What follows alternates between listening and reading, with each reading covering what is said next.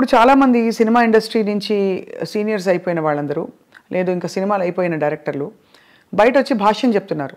అప్పట్లో వాళ్ళతో వీళ్ళు వాళ్ళతో అని. ఇప్పుడు మనకి నేను పేర్లు చెప్పను, బట్ మీకు అర్థమైపోయి ఉంటుంది ఎవరి గురించి మాట్లాడతారో. వాళ్ళు చాలా అంటే ఆల్మోస్ట్ ఎపిసోడ్గా చెప్తున్నారు, ఇలా ఇలా అయ్యేది ఆ రోజు, ఇలా అయ్యేదని. వ్యక్తిగత జీవితాల గురించి కూడా కామెంట్ చేస్తున్నారు. అంటే ప్రతి మనిషికి వ్యక్తిగతం ఉంటుందమ్మా. ఇప్పుడు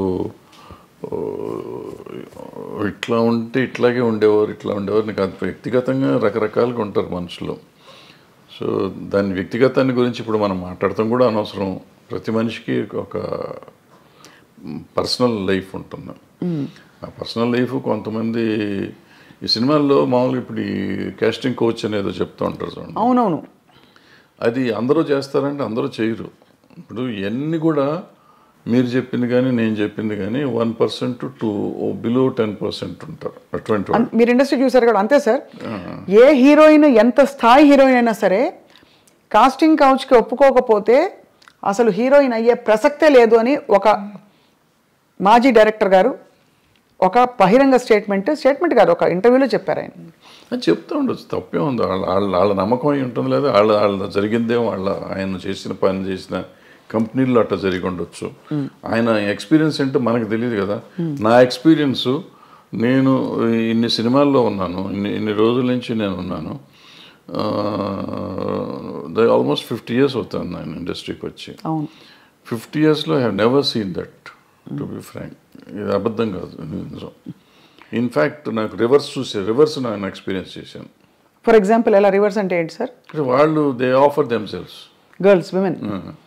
అంటే ఆఫర్ అంటే సర్వైవల్ కోసం అంటారా? ఇంతే పాపం. వాళ్ళకి ఏముంటుంది, భయం. మనం ఏంటో తెలియదు కదా. సో ఇటువంటిది అయ్యి ఉంటుందిలే, మనం ఆఫర్ చేసేద్దాం, ఆయన అడగటానికి సిగ్గుపడుతున్నాడు, మనమే ఇచ్చేస్తే పోతుంది కదా అనే ఫీలింగ్లో. అలా ఉన్నారా సార్ హీరోయిన్స్? అందరూ ఎవరో ఒకళ్ళు ఉంటారమ్మా. ఇప్పుడు వీళ్ళు అడిగారు అన్న ఎంతమంది తక్కువ మంది ఉంటారో అట్లా అడిగే వాళ్ళు కూడా అంతే తక్కువ ఉంటారు. That's why I am telling you, you are giving a parallel. అది అర్థమైంది. బట్ అలా బిట్వీన్ 1 to 10% ఉంటారు తప్ప. అప్పట్లో సెల్ ఫోన్స్ ఏవి ఉండేవి కాదు కదా సార్. ఏముండవు. అలా అడగడం ఎలా తెలిసేది మరి వీళ్ళకి?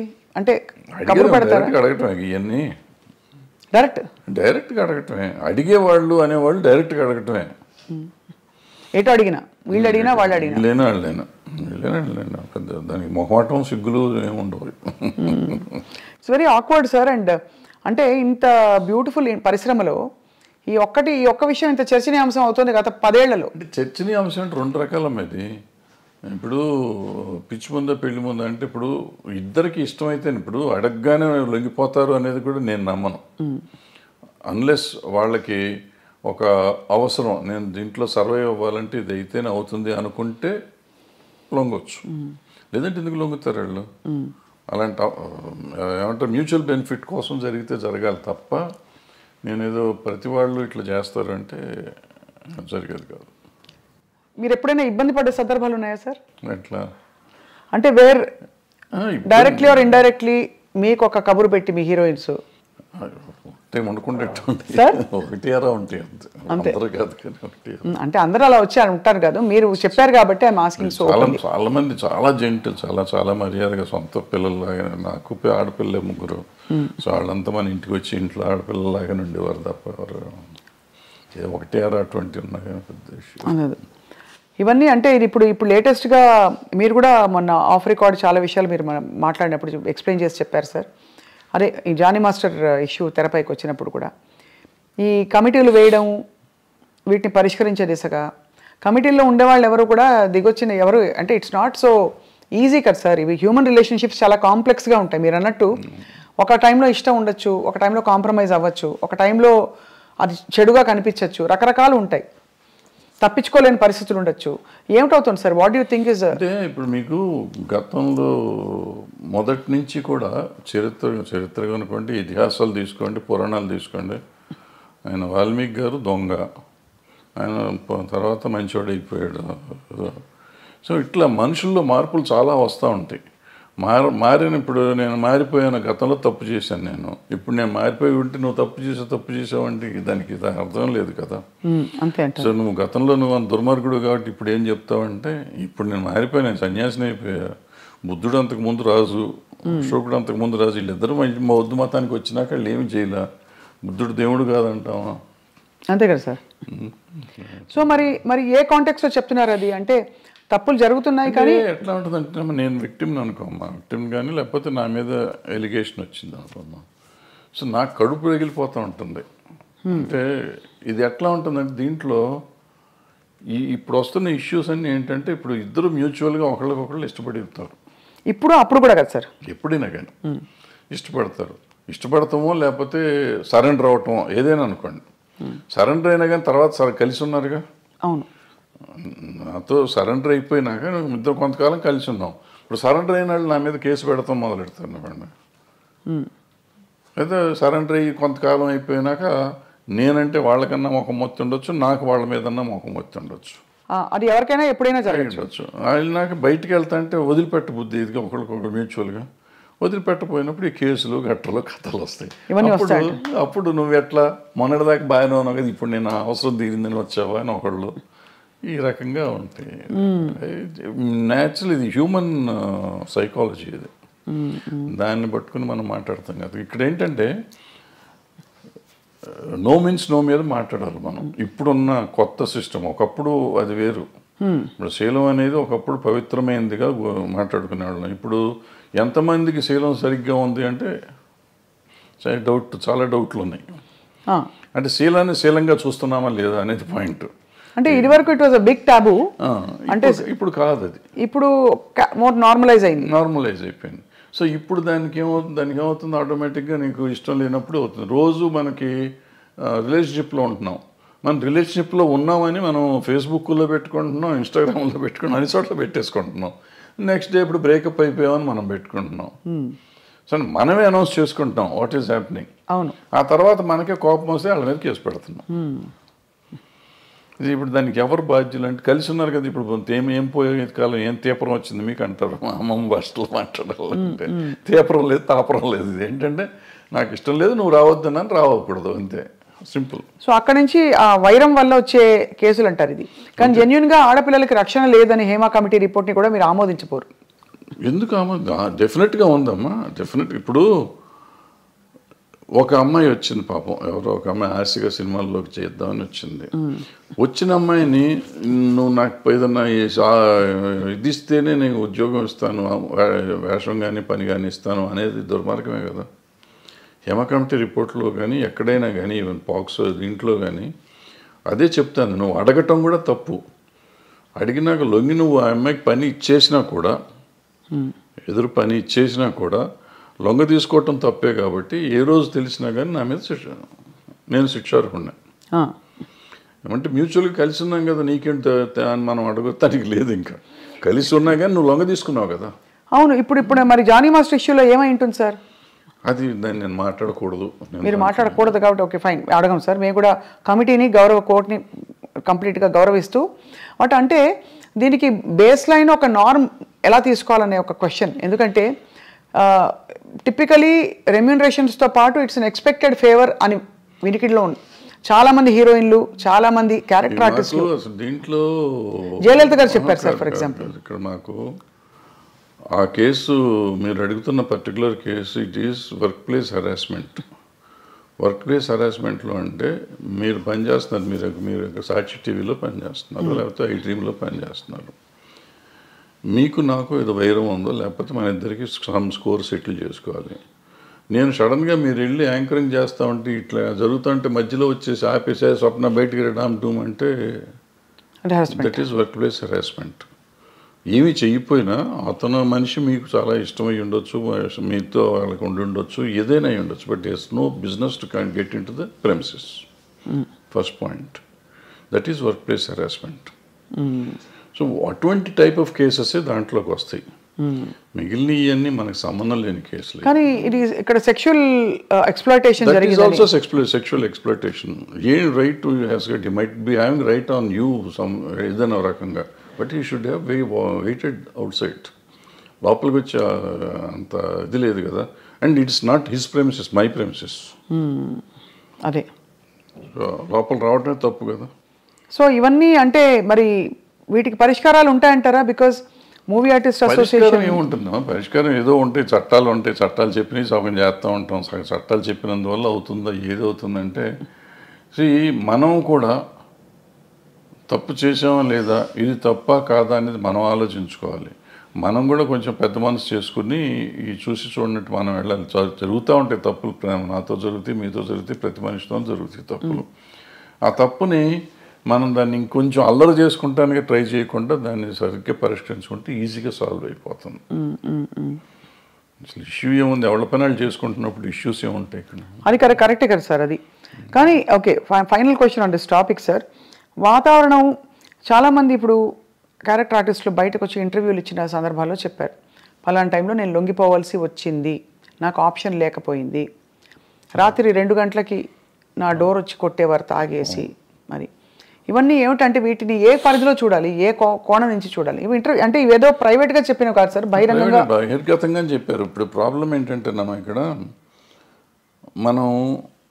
మన సమాజం ఫస్ట్ అసలు ఆడపిల్ల అంటేనే లోకువ, బయట కూడా సమాజంలో జనరల్గా సినిమాల్లో ఉన్నాడంటే అసలు మరీ లోకువ, అంటే వాళ్ళకి ఏదో taken for granted. Correct, taken for granted. So ఎవళ్ళైనా ఏదైనా చేయొచ్చు. అండ్ ఈ సినిమాల్లో నిజాలెన్నో అబద్ధాలెన్నో మనకేమీ తెలియదు, కానీ ప్రతి వాళ్ళకి ఒక ట్యాగ్ పెట్టేసి ఉంటుంది, ఈ అమ్మాయి ఆ అబ్బాయితో ఉంది, ఆ అబ్బాయి ఆ అమ్మాయితో ఉన్నాడు, సంథింగ్ ఉంటుంది. అవును. ఈ ఇంటాక్సికేషన్ స్టేజ్ వస్తుంది, నైట్ తలుపులు కొట్టే వాళ్ళంతా మందు కొట్టినాక వస్తారు. వాళ్ళకి నాకు దొరకలేదు, వాళ్ళకి ఈ టైప్లో ఉంటారు వీళ్ళంతా. దీని మీద ఈడే తలుపు కొట్టి ఆడి దగ్గరికి వెళ్ళా, నా దగ్గర రావా, ఈ టైప్లో ఉంటారు. ఇవన్నీ ఇటువంటి అంటే ఊరికి చెప్పు, దీని మీదే కాదు, బట్ అటువంటి జరుగుతానికి అవకాశాలు ఉంటాయి. రైట్. కానీ చాలా గొప్పగా గౌరవం నిలుపుకుని అద్భుతమైన సినిమాలు, అంటే నిజంగా కళాఖండాలు సృష్టించిన గ్రూప్స్, టీమ్స్, టెక్నీషియన్స్ ఎంతమంది ఉన్నారు సార్, చాలా గొప్పవాళ్ళు ఉన్నారు. అన్ఫార్చునేట్లీ వీటి గురించి ఎక్కువ మాట్లాడతాం కానీ మనం. అద్భుతం. ఇప్పుడు ప్రతి మనిషికి వీక్నెస్ ఉంటుందమ్మా, రకరకాల వీక్నెస్ ఉంటుంది. ఆ వీక్నెస్ ఏదైనా అయ్యి ఉండొచ్చు, అమ్మాయి అయ్యి ఉండొచ్చు, కులం అయ్యి ఉండొచ్చు, మతం అయ్యి ఉండొచ్చు, ఇంకోటి అయ్యి ఉండొచ్చు. సో ఆ వీక్నెస్ని గురించి మనం మాట్లాడితే ఎప్పుడు మంచిని గురించి కూడా మాట్లాడవచ్చు కదా. తప్పకుండా. మంచిని గురించి మాట్లాడితే ఇప్పుడు ఈ అమ్మాయిల వీక్నెస్ని గురించే మాట్లాడితే ఇవాళ సమాజంలో ఎంతమంది నిలబడతారు? పొలిటీషియన్స్ని తీసుకోండి, సినిమా యాక్టర్లను తీసుకోండి, ఈవెన్ బయట సమాజంలో తీసుకోండి, సాఫ్ట్వేర్లో తీసుకోండి, మీడియాలో తీసుకోండి, ఎక్కడన్నా తీసుకోండి, స్త్రీయే మూల కారణం అంటారు. ఇప్పుడు నేను ఇది ఉంది కదా, ఈ కేసు ఉంది కదా, ఇది మన ఐసీఎల్ని పెట్టిన కోర్టు, అదే పాష్ రూల్స్ ప్రకారం తీసుకుంటే ఈ చెప్పిన ఏ సెక్టర్లో అయినా మగవాళ్ళు ఉంటారా? ఉండరు. కొంతమంది బహిరంగంగా బయటకు వచ్చేవి, కొంతమంది రాకుండా, కొంతమంది దాని ఇప్పుడు నువ్వు మా ఇందాక వచ్చి నీ షేక్ హ్యాండ్ ఇస్తే కూడా తప్పే, నీ చెయ్యి నా చేతికి తగిలితే తప్పే, according to posh act. Bad touch good touch అంటారు. నువ్వు బ్యాడ్ టచ్గా ఫీల్ అయ్యావు, నేను గుడ్ టచ్ నీకు ఇచ్చింది. అలా కూడా పడతారు సార్ కేసులు? బ్యాడ్ టచ్ గుడ్ టచ్ అవుతుంది కదా, ఉంది. బట్ అంటే దానికి ఒక సమంజసమైన పరిధి నిజంగా ఉండొచ్చు. నువ్వు ఫీల్ అయ్యి ఉండొచ్చు, నేను ఫీల్ అయ్యి ఉండకపోవచ్చు, నువ్వు ఫీల్ అయ్యి ఉండొచ్చు. నువ్వు ఫీల్ అయితే కేసేగా. అది మొత్తానికైతే క్లిష్ట పరిస్థితుల్లో అలా మామూలుగా వస్తున్నావు. నేను చనువుగా ఫాదర్లీ ఫీలింగ్తో స్వప్న బలి చేసావు అని దెబ్బేసి అనుకో, అమ్మాయిని ముట్టుకున్నావు, కొంపమని కింద అయిపోయావు. నువ్వు కేసు పెడితే నేను అయిపోయాను. సో అందుకే చాలా అతి జాగ్రత్తగా ఉండవలసిన చాలా జాగ్రత్తగా ఉండాల్సిన పరిస్థితులు వచ్చినాయి. ఇప్పుడైతే మాత్రం as long as this posh case this act ఉన్నంత కాలం అతి జాగ్రత్తగా ఉండకపోతే కొంపలు మునుగుతాయి.